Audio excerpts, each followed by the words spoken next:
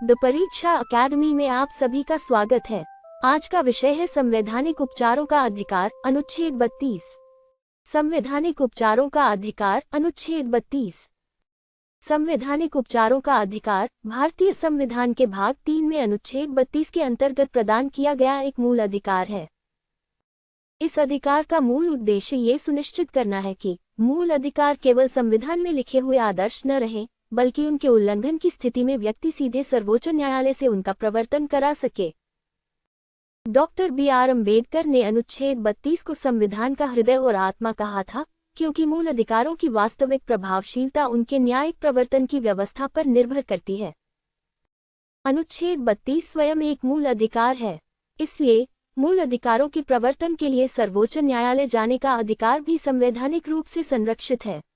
अनुच्छेद 32 का प्रयोग मुख्य रूप से भाग 3 में दिए गए मूल अधिकारों के प्रवर्तन के लिए किया जाता है। यदि किसी व्यक्ति का कोई सामान्य कानूनी अधिकार प्रभावित हुआ है, लेकिन किसी मूल अधिकार का उल्लंघन नहीं हुआ है, तो केवल उसी आधार पर अनुच्छेद 32 के अंतर्गत सर्वोच्च न्यायालय जाना सामान्यतः उचित नहीं होता। अनुच्छेद 32 खंड 1। अनुच्छेद 32 खंड 1 संविधान के भाग 3 द्वारा प्रदत्त अधिकारों के प्रवर्तन के लिए उचित कार्यवाही द्वारा सर्वोच्च न्यायालय जाने के अधिकार की गारंटी देता है। इसका अर्थ है कि मूल अधिकार के उल्लंघन की स्थिति में सर्वोच्च न्यायालय तक पहुंच स्वयं संविधान द्वारा सुनिश्चित की गई है। अनुच्छेद 32 के अंतर्गत सर्वोच्च न्यायालय केवल अपीलीय न्यायालय के रूप में कार्य नहीं करता, बल्कि मूल अधिकारों के संरक्षक के रूप में सीधे हस्तक्षेप कर सकता है। अनुच्छेद 32 खंड 2। अनुच्छेद 32 खंड 2 सर्वोच्च न्यायालय को मूल अधिकारों के प्रवर्तन के लिए निर्देश, आदेश और रिट जारी करने की शक्ति प्रदान करता है। इनमें बंदी प्रत्यक्षीकरण, परमादेश, प्रतिषेध, उत्प्रेषण और अधिकार प्रच्छा जैसी रिट शामिल हैं। संविधान में इन रिटों का उल्लेख अंग्रेजी विधि में विकसित पारंपरिक नामों के संदर्भ में किया गया है, लेकिन भारतीय न्यायालयों की रिट शक्ति को केवल उनकी ऐतिहासिक तकनीकी सीमाओं में नहीं बांधा गया है। बंदी प्रत्यक्षीकरण, हेबियस कॉर्पस। बंदी प्रत्यक्षीकरण का शाब्दिक आशय है, व्यक्ति को न्यायालय के समक्ष प्रस्तुत करो। इस रिट का उद्देश्य किसी व्यक्ति को अवैध हिरासत या निरोध से मुक्त कराना है। न्यायालय हिरासत में रखे गए व्यक्ति को प्रस्तुत करने का आदेश दे सकता है और हिरासत के कानूनी आधार की जांच कर सकता है। यदि हिरासत का कोई वैध कानूनी आधार नहीं है, तो न्यायालय व्यक्ति को मुक्त करने का आदेश दे सकता है।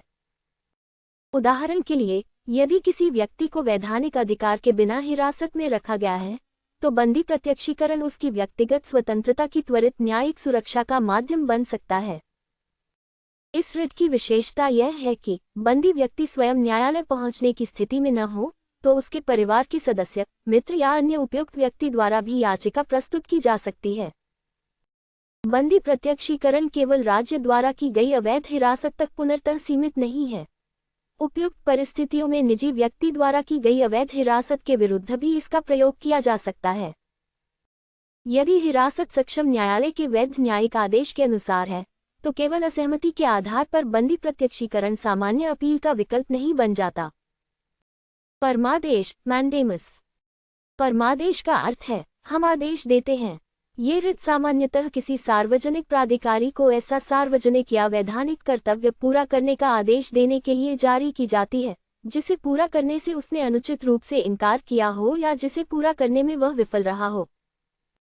उदाहरण के लिए, यदि किसी वैधानिक प्राधिकारी पर कानून द्वारा कोई अनिवार्य कर्तव्य डाला गया है, लेकिन वह बिना वैध कारण उसे पूरा नहीं करता, तो उपयुक्त स्थिति में परमादेश जारी किया जा सकता है। परमादेश का उद्देश्य सार्वजनिक कर्तव्य का प्रवर्तन है, न कि सामान्यतः पुनर्तः निजी संविदात्मक दायित्वों को लागू कराना। ये सामान्यतः राष्ट्रपति या राज्यपाल के विरुद्ध उनके संवैधानिक पद के कार्यों के संबंध में जारी नहीं किया जाता। यह उच्च न्यायालय के विरुद्ध उसकी न्यायिक क्षमता में भी सामान्यतः जारी नहीं किया जाता। प्रतिषेध, प्रोहिबिशन। प्रतिषेध रिट सामान्यतः किसी अधीनस्थ न्यायालय या न्यायिक अथवा अर्ध न्यायिक निकाय को ऐसी कार्यवाही आगे बढ़ाने से रोकने के लिए जारी की जाती है, जो उसके अधिकार क्षेत्र से बाहर हो या कानून के विपरीत हो। इसका स्वरूप मुख्यतः निवारक है, अर्थात इसका उद्देश्य अधिकार क्षेत्र से बाहर की जा रही कार्यवाही को अंतिम निर्णय होने से पहले रोकना है। उदाहरण के लिए, यदि कोई अधिकरण ऐसे मामले की सुनवाई करने लगे जिस पर उसे कानून द्वारा अधिकार क्षेत्र ही नहीं दिया गया है, तो उच्चतर न्यायालय प्रतिषेध जारी करके उस कार्यवाही को रोक सकता है। उत्प्रेषण सश्रय राय। उत्प्रेषण रिट का प्रयोग सामान्यतः अधीनस्थ न्यायालय, अधिकरण या न्यायिक अथवा अर्ध न्यायिक कार्य करने वाले प्राधिकारी के आदेश या कार्यवाही की वैधता की समीक्षा के लिए किया जाता है। यदि किसी प्राधिकारी ने अधिकार क्षेत्र के बिना कार्य किया है, अपने अधिकार क्षेत्र का अतिक्रमण किया है, प्राकृतिक न्याय के सिद्धांतों का उल्लंघन किया है या कानून की गंभीर त्रुटि की है, तो उपयुक्त परिस्थितियों में उसके आदेश को निरस्त किया जा सकता है। प्रतिषेध और उत्प्रेषण में मुख्य अंतर उनके प्रयोग के चरण में समझा जा सकता है।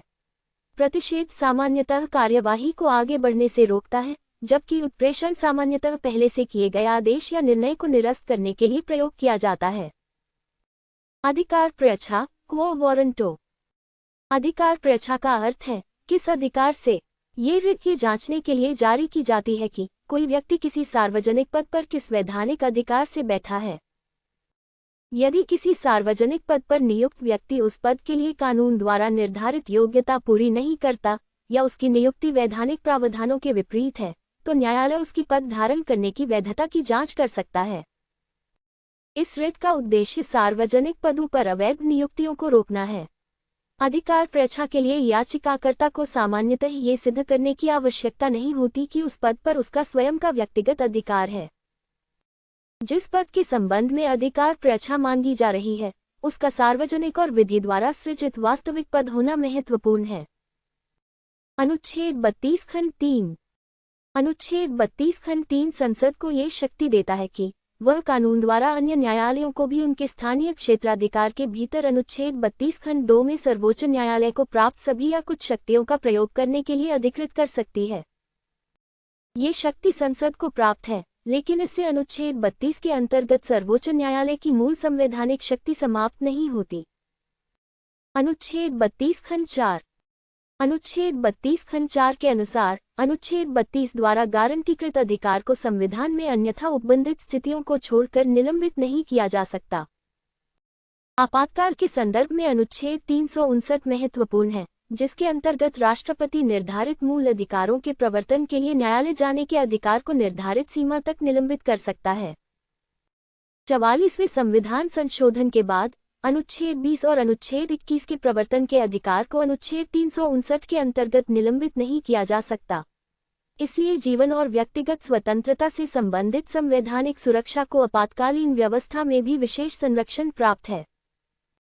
अनुच्छेद 32 और न्यायिक समीक्षा। अनुच्छेद 32 न्यायिक समीक्षा की संवैधानिक व्यवस्था का महत्वपूर्ण आधार है। सर्वोच्च न्यायालय मूल अधिकारों का उल्लंघन करने वाले विधायी या कार्यपालिका संबंधी कार्यों की संवैधानिक वैधता की जांच कर सकता है। यदि कोई कानून मूल अधिकारों का उल्लंघन करता है, तो न्यायालय संविधान के अनुसार उसे पुनर्तः या उल्लंघन की सीमा तक अप्रभावी घोषित कर सकता है। इस प्रकार अनुच्छेद 32 व्यक्ति के अधिकारों की रक्षा के साथ संविधान की सर्वोच्चता को भी व्यावहारिक रूप देता है। एल चंद्र कुमार बनाम भारत संघ मामले में सर्वोच्च न्यायालय ने न्यायिक समीक्षा की शक्ति को संविधान की मूल संरचना से जुड़ा महत्वपूर्ण तत्व माना। अनुच्छेद 32 और मूल संरचना। मूल अधिकारों के प्रवर्तन के लिए सर्वोच्च न्यायालय की संवैधानिक भूमिका को संविधान की मूल संरचना से निकटता से जोड़ा गया है।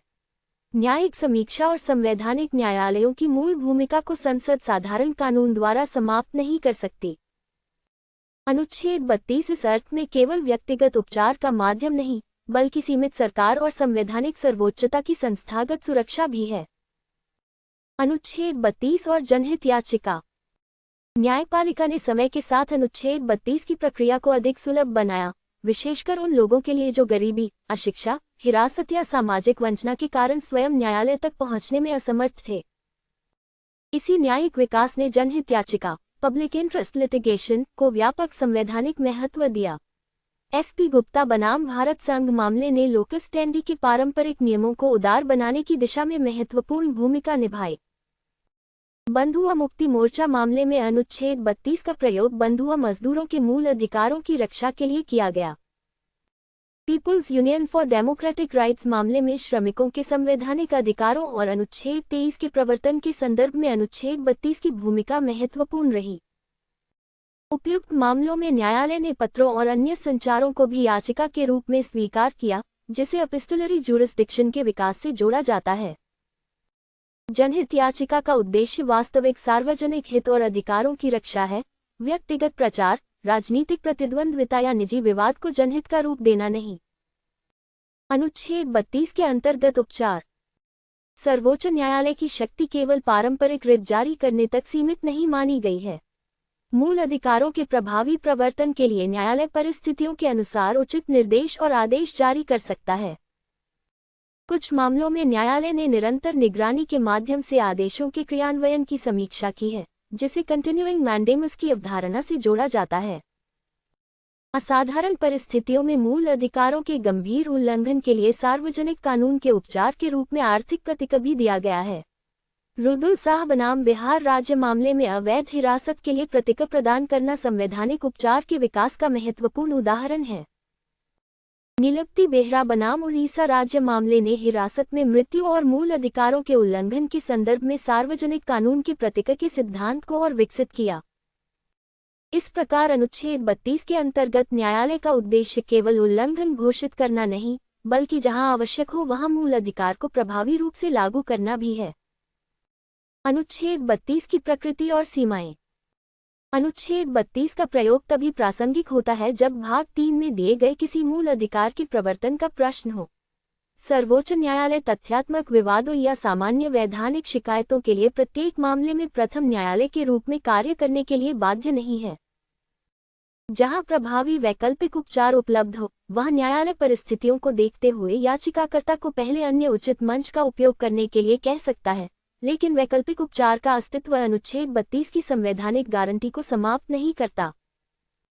मूल अधिकार के स्पष्ट और गंभीर उल्लंघन की स्थिति में सर्वोच्च न्यायालय सीधे हस्तक्षेप कर सकता है। अनुच्छेद 32 के अंतर्गत याचिका प्रस्तुत करने के लिए प्रत्येक मामले में व्यक्तिगत क्षति का पारंपरिक नियम कठोर रूप से लागू नहीं होता, विशेषकर बंदी प्रत्यक्षीकरण और वास्तविक जनहित याचिकाओं में। अनुच्छेद 32 और अनुच्छेद 226 का मूल अंतर। अनुच्छेद 32 के अंतर्गत सर्वोच्च न्यायालय की शक्ति मुख्य रूप से मूल अधिकारों के प्रवर्तन से संबंधित है। अनुच्छेद 226 के अंतर्गत उच्च न्यायालय मूल अधिकारों के प्रवर्तन के साथ अन्य विधिक अधिकारों के प्रवर्तन के लिए भी रिट जारी कर सकते हैं। इस कारण अनुच्छेद 226 की विषयगत रिट अधिकारिता अनुच्छेद 32 की तुलना में व्यापक है। लेकिन अनुच्छेद 32 स्वयं एक मूल अधिकार है, जबकि किसी विशेष उच्च न्यायालय में अनुच्छेद 226 के अंतर्गत जाना स्वयं भाग 3 में दिया गया मूल अधिकार नहीं है। अनुच्छेद 32 पूरे भारत में मूल अधिकारों की रक्षा के लिए सर्वोच्च न्यायालय की केंद्रीय संवैधानिक भूमिका सुनिश्चित करता है, जबकि अनुच्छेद 226 उच्च न्यायालयों को उनके क्षेत्रीय अधिकार क्षेत्र के भीतर व्यापक रिट अधिकारिता प्रदान करता है। अनुच्छेद 32 भारतीय मूल अधिकार व्यवस्था को प्रभावी बनाता है, क्योंकि अधिकार के साथ उसका संवैधानिक उपचार भी उपलब्ध कराता है। इस प्रकार अनुच्छेद 32 का मूल सिद्धांत यह है कि जहां संविधान मूल अधिकार प्रदान करता है, वहां उनके उल्लंघन के विरुद्ध सर्वोच्च न्यायालय तक पहुंच और प्रभावी न्यायिक उपचार की संवैधानिक गारंटी भी प्रदान करता है। हमसे जुड़ने के लिए आपका बहुत बहुत धन्यवाद। ऐसी ही उपयोगी अध्ययन सामग्री के लिए वीडियो को लाइक और शेयर करें तथा द परीक्षा अकेडमी चैनल को सब्सक्राइब अवश्य करें।